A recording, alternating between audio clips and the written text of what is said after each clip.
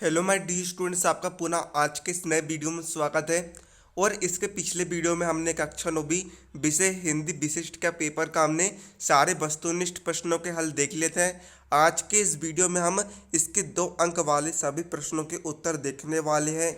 तो वीडियो को शुरू से लेकर अंत तक जरूर देखिएगा और साथ ही में आप इसको अपनी कॉपी में लिखते जाइएगा। तो देखिएगा, यहाँ पर आपका प्रश्न 6 दिया गया है।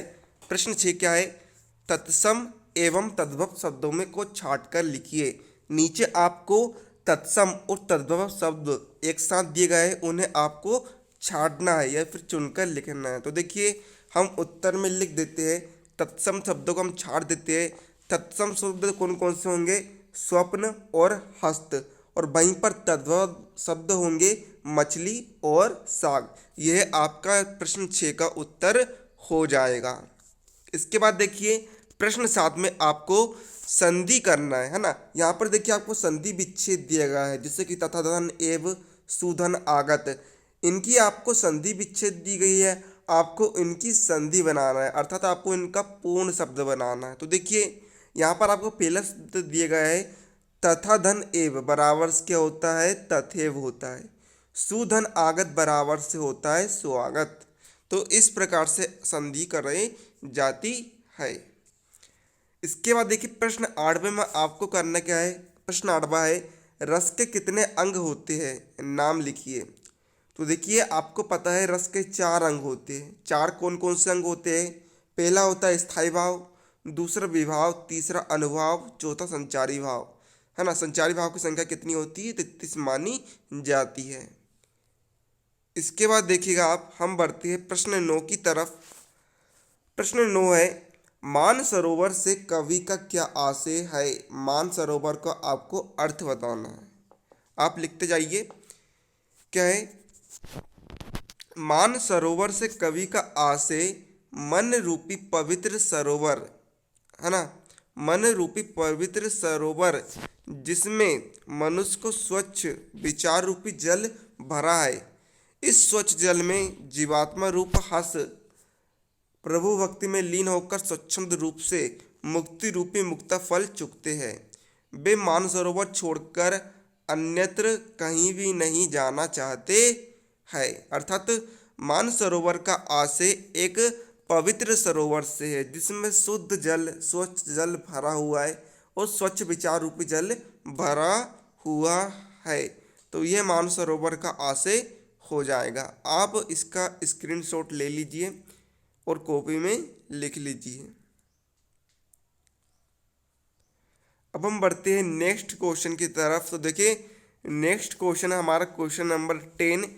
क्या है? ज्ञान की आंधी का भक्त के जीवन पर क्या प्रभाव पड़ता है? ये आपको क्वेश्चन दिए गए हैं। तो देखिए, इसका आंसर आप लिखेंगे, है ना।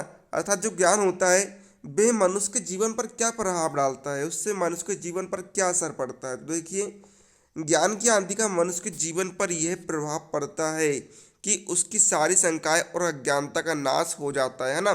जब ज्ञान हमारे पास में आता है तो हमारे जो अंदर दिमाग में खलबली चलती है, जो भी समस्या चलती है ना, जो भी हमारे अंदर अज्ञानता मूर्खता होती है, उन सब का यहाँ पर नाश हो जाता है। वे संसार की मोह माया से मुक्त हो जाता है। मन पवित्र तथा निश्चल होकर प्रभु भक्ति में तल्लीन हो जाता है। यह इतना आपका उत्तर हो जाएगा प्रश्न 10 का। अब देखिए, प्रश्न 11 है आपका, रस खान ब्रज में क्यों जन्म लेना चाहते हैं? है ना। अर्थात रस खान की ब्रज में जन्म लेने की इच्छा क्यों है? तो देखिए, इसका आंसर में आप लिखेंगे, है ना। तो देखिएगा, रस खान जी अगले जन्म में ब्रज के गांव में ग्वाले के रूप में जन्म लेना चाहते हैं, ताकि वे वहाँ के गाय को चराते हुए श्री कृष्ण की जन्मभूमि में अपना जीवन व्यतीत कर सके।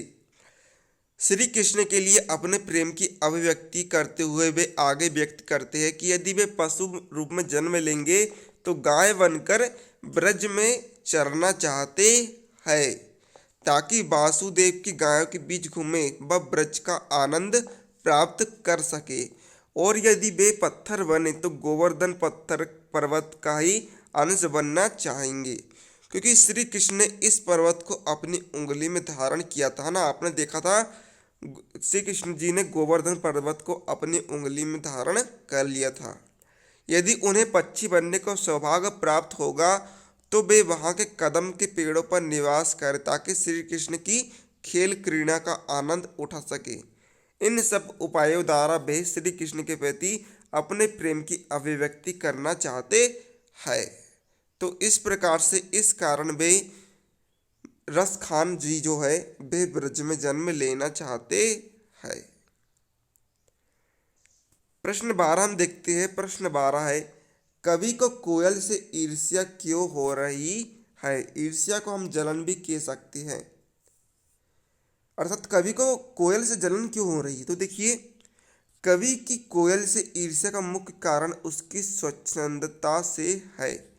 वह आकाश में स्वतंत्रता से उड़ान भर रही है और कवि जेल की एक कोठरी में बंद है। अर्थात जो कोयल है वह यहाँ वहाँ घूम रही है, वह स्वतंत्र है, लेकिन कवि क्या है, फिलहाल एक जेल की काल कोठरी में बंद है। कोयल गाकर अपने आनंद को प्रकट कर सकती है, पर कवि के लिए तो रोना भी एक बड़ा गुनाह है जिसके लिए उसे दंड भी मिल सकता है, क्योंकि वह जेल में है। यदि वे कुछ भी ऐसी वैसी हरकत करेगा तो उसे और अधिक दंड मिल जाएगा। इस कारण वह कोयल से ईर्ष्या या फिर जलन करता है। प्रश्न 13 की तरफ हम बढ़ते हैं। प्रश्न 13 है, गोपियाँ किसका रूप धारण करना चाहती है और क्यों? तो देखिए, गोपियाँ पीले रंग के वस्त्र, वैसे ही वस्त्र पहनना चाहती है जैसा श्री कृष्ण पहना करते थे, क्योंकि वे श्री कृष्ण के रूप सौंदर्य पर मोहित है और वैसा ही रूप बनाना चाहती है। अतः गोपियाँ पीले रंग के वस्त्र धारण करना चाहती है। यह आपका उत्तर हो जाएगा। अब हम बढ़ते हैं प्रश्न 14 की तरफ। तो देखिए, प्रश्न 14 क्या है, गद्य की कोई दो मुख्य विधाएं एवं कोई दो गौण विधाओं के नाम लिखिए। यहाँ पर आपको गद्य की मुख्य विधा और मुख्य विधा के अंतर्गत गौण विधा के नाम लिखना है। तो देखिए, इसका उत्तर क्या आएगा। गद्य की विधाओं को दो वर्गों में विभाजित किया गया है। पहली होती है मुख्य विधा, दूसरी होती है गौण विधा। तो देखिए, मुख्य विधा में कौन कौन सी विधा आती है? निबंध, कहानी, उपन्यास, नाटक, एकांकी, आलोचना, यह मुख्य विधा हो जाएगी। और गौण विधा कौन कौन सी होगी? जीवनी, आत्मकथा, संस्मरण, रेखाचित्र, पत्र, डायरी, रिपोर्टाज, साक्षात्कार, ये आपके गौण विधा हो जाएगी। अब देखिए, यहाँ पर आपका नेक्स्ट क्वेश्चन आता है, लेखक के अनुसार तिब्बत की महिलाओं की क्या क्या विशेषताएं थी? तो इसका उत्तर में आप लिखेंगे, लेखक है ना, लेखक राइल साकृत्यान को तिब्बत की जो बातें अच्छी लगी वे निम्नलिखित है। यहाँ से आपकी विशेषता शुरू होती है। यहाँ जाति पाति, छुआछूत तथा पर्याप्रदा जैसी सामाजिक बुराइयां नहीं थी। सारस की तुलना में यहाँ स्त्रियों की स्थिति बहुत अच्छी थी।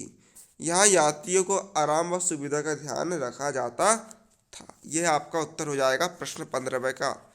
अब हम आखिरी 2 अंक का प्रश्न 16 देख लेते हैं। क्या है क्वेश्चन, लोग फोटो खिंचवाने के लिए क्या क्या उधार मांग लेते हैं, है ना। यहाँ पर क्या है, यहाँ पर है उधार, है ना। लोग है ना जब भी फोटो खिंचवाते हैं तो वे दूसरों से कुछ भी उधार मांग लेते हैं, चश्मा, घड़ी, कुछ भी उधार मांग लेते हैं।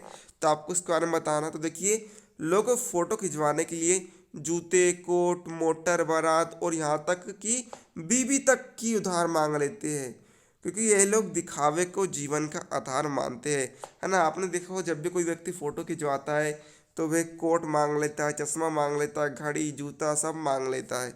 जो उसके पास उपस्थित है वह सब मांग लेता है, क्योंकि फ़ोटो खिंचवाते समय उसे एकदम कड़क दिखना है। तो ये आपके 2 अंक के सारे प्रश्नों के उत्तर हो जाएंगे। आगे आने वाले वीडियो में आपके लिए आने वाले प्रश्नों को सॉल्व कराऊंगा।